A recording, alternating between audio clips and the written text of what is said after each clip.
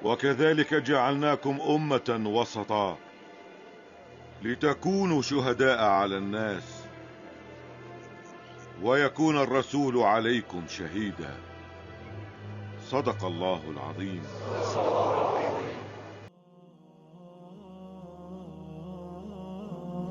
Assalamualaikum warahmatullahi wabarakatuh. Tahukah kamu, sistem ekonomi Islam sudah ada sejak zaman Rasulullah SAW.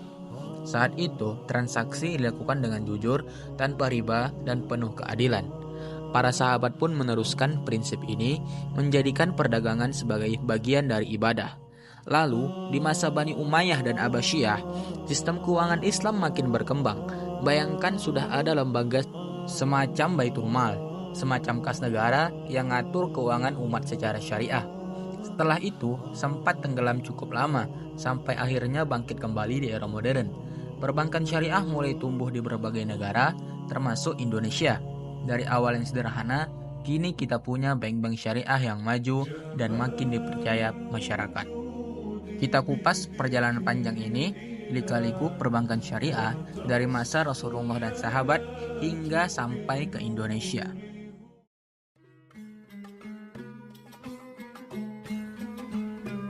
Perbankan syariah mungkin terdengar seperti konsep modern, tapi sebenarnya akarnya sudah tumbuh sejak zaman Rasulullah SAW.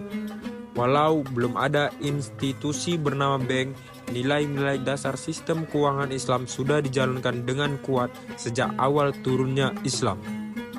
Rasulullah SAW sendiri dikenal sebagai pedagang yang jujur dan terpercaya.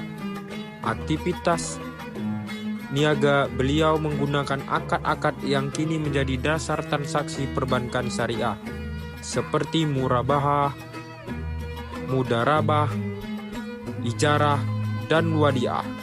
Para sahabat pun ikut menjaga nilai-nilai ini. Abdurrahman bin Auf, Utsman bin Affan, dan Abu Bakar As-Siddiq adalah contoh sahabat yang sukses dalam perdagangan, tapi tetap menjunjung tinggi prinsip-prinsip kejujuran, keadilan, dan menjauhi riba. Pada masa itu, transaksi keuangan berbasis kepercayaan sangat kuat. Bahkan Rasulullah sering dipercaya menyimpan barang-barang berharga masyarakat, mirip seperti fungsi bank dalam menjaga harta nasabah. Kemudian, di masa Khalifah Umar bin Khattab, lahirlah Baitul Mal, semacam lembaga keuangan negara yang mengatur pemasukan dan pengeluaran umat seperti zakat, infak. Ini menjadi langkah besar dalam membangun sistem keuangan Islam yang terorganisir dan transparan. Meskipun tidak berbentuk bank seperti sekarang, semangat dan prinsip perbankan syariah seperti keadilan, larangan riba, dan kemaslahatan umat sudah hidup dan dijalankan sejak masa awal Islam. Prinsip-prinsip inilah yang terus diwariskan hingga kini, menjadi pondasi berdirinya lembaga keuangan syariah modern di berbagai belahan dunia.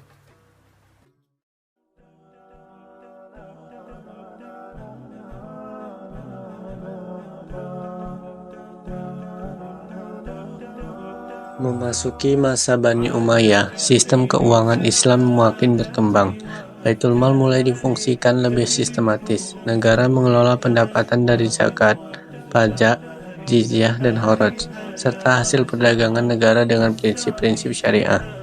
Transaksi antar wilayah yang luas memerlukan sistem pencatatan dan pengelolaan dana yang lebih rapi. Dan disinilah cikal bakal sistem keuangan publik yang terstruktur mulai tumbuh. Kemudian, di masa Bani Abbasiyah, terutama pada masa keemasan Baghdad, ekonomi Islam mencapai puncaknya. Tidak hanya sistem administrasi keuangan yang tertata, tapi juga muncul para pemikir besar seperti Imam Abu Yusuf dan Al-Mawardi. Beliau menulis tentang konsep keuangan negara menurut Islam, gagasan tentang distribusi kekayaan yang adil, tanggung jawab sosial negara, hingga pengelolaan dana publik secara syariah. Semuanya dibahas dalam karya-karya mereka. Uniknya, pada masa ini juga sudah dikenal sistem hawalah atau pengalihan utang, yang dalam dunia modern mirip dengan sistem transfer, Bahkan ada model penyimpanan harta yang dilakukan oleh pedagang besar, mirip seperti layanan perbankan awal. Semua berjalan tanpa adanya riba. Meski masih berbasis negara dan masyarakat, nilai-nilai perbankan syariah seperti kepercayaan, keadilan, dan kebermanfaatan bersama terus tumbuh dan melandasi aktivitas ekonomi umat.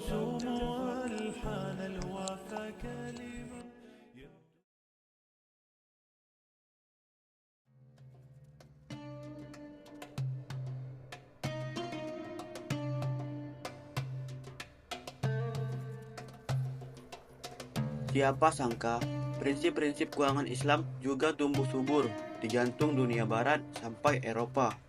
Meskipun mayoritas penduduknya bukan muslim, kebutuhan akan sistem keuangan yang etis dan adil menjadikan perbankan syariah semakin diterima. Awalnya, kehadiran bank syariah di Eropa ditujukan untuk memenuhi kebutuhan komunitas muslim yang jumlahnya terus bertambah. Tapi seiring waktu, masyarakat non-muslim pun mulai melirik layanan syariah karena dinilai lebih stabil, transparan, dan bebas dari spekulasi berlebihan. Salah satu pionirnya adalah Inggris. Pada tahun 2004, berdirilah Islamic Bank of Britain, bank syariah pertama yang resmi beroperasi penuh di bawah sistem hukum Inggris. Kota London kini dikenal sebagai salah satu pusat keuangan Islam di Eropa, bahkan dunia. Negara-negara lain seperti Jerman, Prancis, dan Luxembourg juga mulai membuka pintu. Mereka mengembangkan produk-produk keuangan syariah seperti suku atau obligasi syariah, asuransi takaful, dan pembiayaan tanpa bunga. Bahkan beberapa universitas di Eropa sudah membuka program khusus untuk keuangan Islam. Fenomena ini menunjukkan bahwa prinsip syariah tidak hanya milik umat Islam, tapi bisa diterapkan secara universal karena membawa nilai keadilan, transparansi, dan berkelanjutan yang dibutuhkan siapa saja.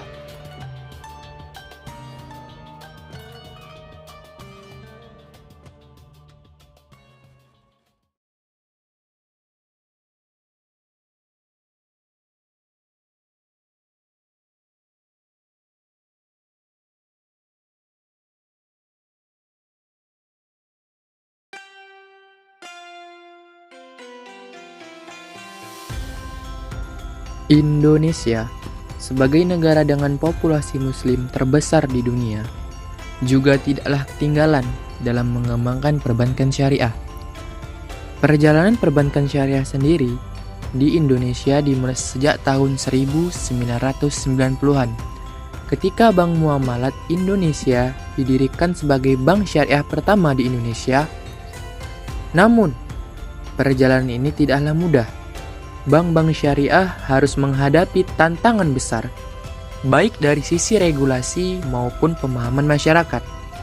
Namun, seiring meningkatnya kesadaran akan pentingnya keuangan yang sesuai dengan prinsip syariah, bank-bank syariah mulai menunjukkan keberhasilan.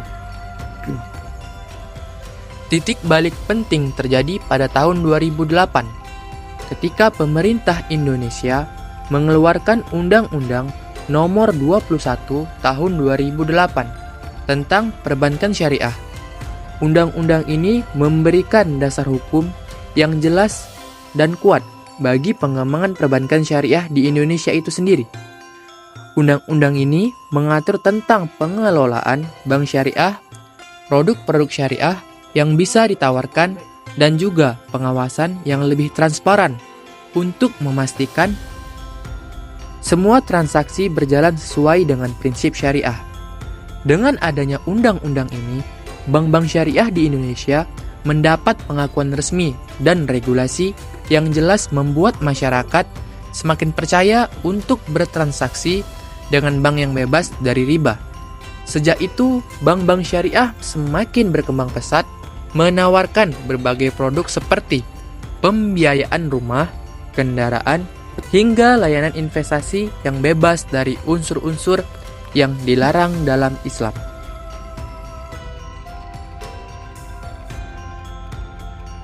Pada tahun 2021, proses konsolidasi bank syariah juga terjadi melalui penggabungan beberapa bank syariah besar menjadi Bank Syariah Indonesia atau BSI. yang kini menjadi salah satu pemain utama di sektor perbankan syariah Indonesia. Produk-produk syariah seperti suku atau obligasi syariah, asuransi takaful, dan pembiayaan berbasis mudharabah semakin diterima oleh masyarakat baik muslim maupun non-muslim. Selain itu, perkembangan teknologi yang pesat juga turut mendukung kemajuan perbankan syariah dengan hadirnya layanan digital seperti mobile banking syariah yang memudahkan masyarakat dalam melakukan transaksi tanpa riba atau transparan dan sesuai dengan prinsip keadilan.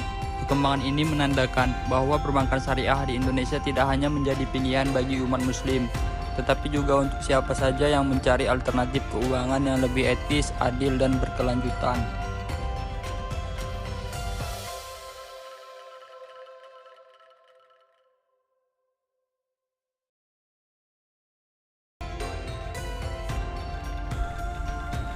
Sekian penjelasan materi perbankan syariah dari kami. Pada intinya, perbankan syariah telah tumbuh dari praktek sederhana di masa Rasulullah menjadi sistem keuangan modern yang mendunia dengan prinsip keadilan, tanpa riba, dan berlandaskan syariat. Ia terus berkembang menyesuaikan zaman, namun tetap menjaga nilai-nilai Islam yang hakiki. Saya tutup dengan Assalamualaikum warahmatullahi wabarakatuh.